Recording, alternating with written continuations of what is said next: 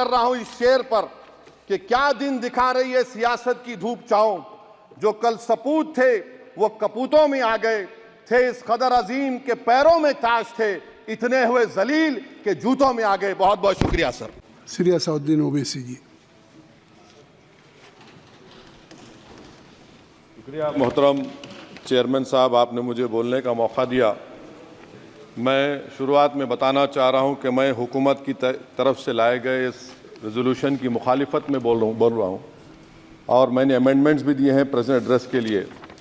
और चेयरमैन साहब, आप उर्दू को जानते हैं, किसी एक शायर ने शायद बरसर इख्तिदार जमात के लिए ये शेर कहा होगा कि उसूल बेचकर मसनद ख़रीदने वालों, निगाह अहले वफ़ा में बहुत हक़ीर हो तुम, वतन का पास तुम्हें था न होगा कभी, कि अपने हिर्स के बंदे हो बेज़मीर हो तुम, इज़्ज़त नफ्स किसी शख्स की महफूज नहीं, अब तो अपने ही निगहबानों से डर लगता है, डंके की चोट पे जालिम को बुरा कहता हूँ, मुझे सूली से न जिंदानों से डर लगता है।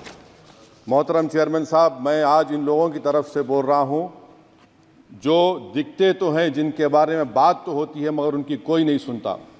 मैं उनके बारे में बोल रहा हूँ जिनके बारे में वज़ीर आज़म मोदी ने कहा था कि घुसपैठी है। मैं उन बेटियों और माओं के बारे में कह रहा हूँ जिनके बारे में मोदी ने कहा कि ज़्यादा बच्चे पैदा करते।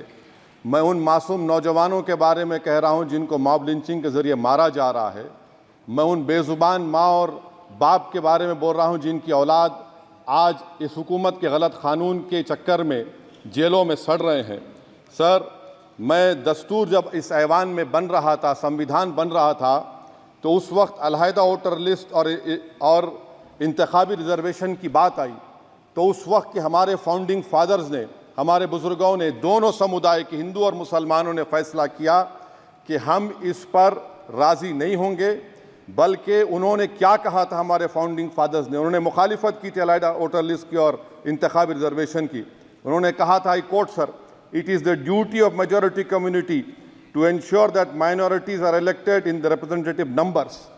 बीजेपी मुसलमानों की नफरत पर जीतती है और मुसलमानों के नाम निहाद मसीहा मुसलमानों के 90% ज़्यादा वोट हासिल करते हैं, मगर फिर भी इस ऐवान के दरवाजे नहीं खुलते मुसलमानों के लिए और सिर्फ 4% मुसलमान जीत कर आते हैं। सर, संविधान सिर्फ एक किताब नहीं है जिसे चूमा जाए, संविधान एक किताब नहीं है जिसे दिखाया जाए, संविधान एक सिंबल भी है, मगर संविधान एक हमारे बुजुर्गों के ख्वाबों की किताब है। हमारे जमहूरियत को हमारे बुजुर्गों ने इस तरह समझा, हमारे फाउंडिंग फादर्स ने इस तरह जमहूरियत को समझा कि इसमें हर समुदाय और मजहब और समाज के मानने वाले लोगों की राय को शामिल किया जाएगा इस मुल्क को चलाने के लिए। मगर इस ऐवान में सिर्फ 4% मुसलमान जीत कर आते हैं। मैं संविधान से जो मोहब्बत के दावे करते हैं उनसे कहूँगा कि कभी उठाकर पढ़ो कॉन्स्टिट्यूंट असेंबली डिबेट्स में कि नेहरू ने, H.C. मुखर्जी ने, सरदार हुकुम सिंह ने माइनॉरिटीज़ के बारे में क्या कहा था। सर, वतन अजीज़ का मुस्तकबिल कैसा होगा जब बीजेपी मुझे गायब करना चाहती है और दीगर हिज़्ब इख्तिलाफ की पार्टियां के लिए मेरा वजूद सिर्फ वोट डालना और अपनी खबर में जाकर सो जाना है। इसीलिए आप देखते हैं कि समाजी इंसाफ है सर कि 4% मुसलमान जीत कर आते हैं। सर, इस ऐवान में ओबीसी समाज के एमपी अब अपर कास्ट के एमपी के बराबर हो चुके हैं। ओबीसी समाज के एमपी अब अपर कास्ट एमपी के बराबर हो चुके हैं और 14% मुसलमान सिर्फ 4% जीत कर आते हैं। CSDS का डेटा ये बताता है कि इस मुल्क में जो वोट बैंक है, जो एक मुश्त वोट डालता है, वो अपर कास्ट का है।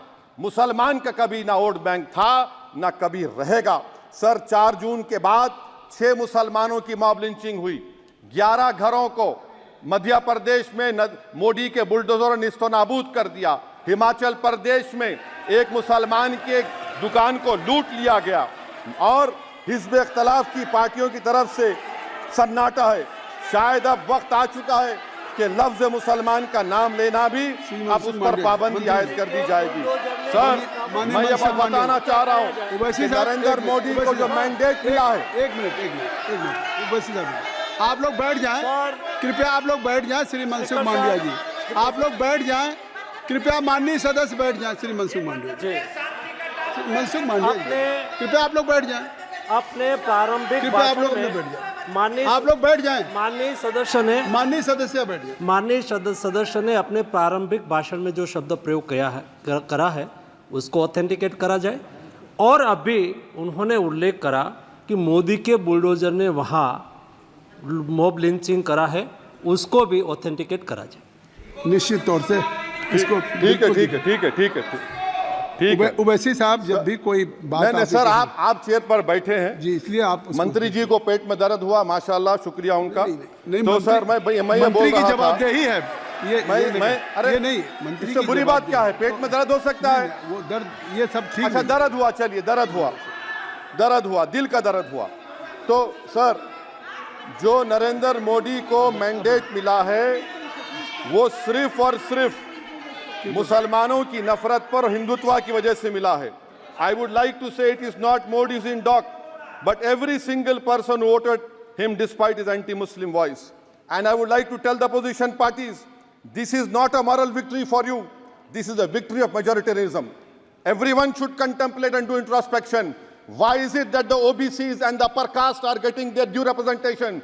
Why are the Muslims not getting? Are we here only to vote for you and not to get elected? If that is the case, please tell us that we are only here to vote for you. Sir, आज भारत के आधे नौजवान बेरोजगार हैं और रोजगार की तालाश, बेरोजगारी का आलम यह है सर कि मोदी सरकार के 5 साल में 75 लाख एस्पिरेंट्स की जिंदगी बर्बाद हो गई, 6 पेपर लीक हुआ।